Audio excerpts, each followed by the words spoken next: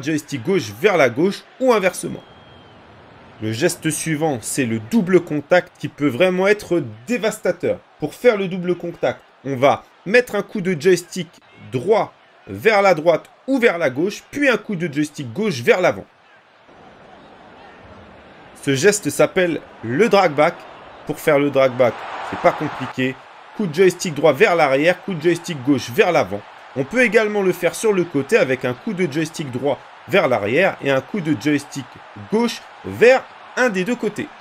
La virgule, qui est vraiment un geste magnifique, qui peut être effectué seulement par les joueurs qui ont la capacité virgule. Attention, si le joueur est gaucher comme Douglas Costa, ça inverse les touches.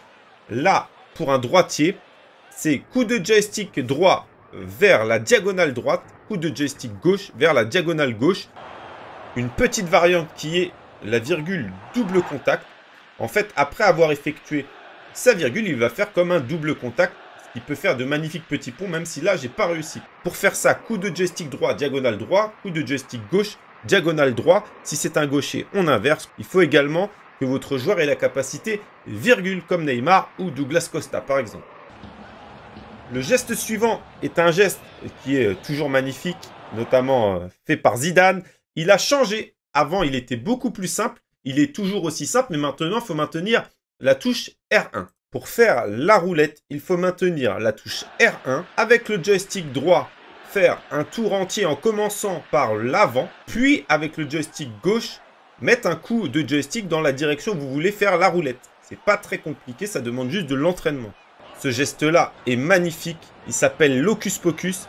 Il est beaucoup plus facile à faire arrêter, donc je vous conseille de vous entraîner arrêter. Pour le faire en mouvement, c'est beaucoup plus compliqué. Il faut que votre joueur ait la capacité, coup du foulard, coup de joystick droit, diagonale, arrière, gauche, coup de joystick gauche, diagonale, avant, droit.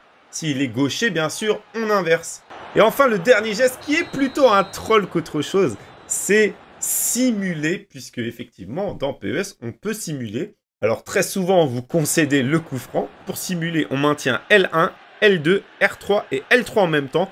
Et votre joueur va se laisser tomber. Voilà les amis, j'espère que ce premier tuto sur eFootball PES 2020 vous aura plu. Si c'est le cas, n'hésitez pas à me le dire dans les commentaires et à liker. Pour vous entraîner, je vous conseille bien sûr d'aller dans Entraînement libre.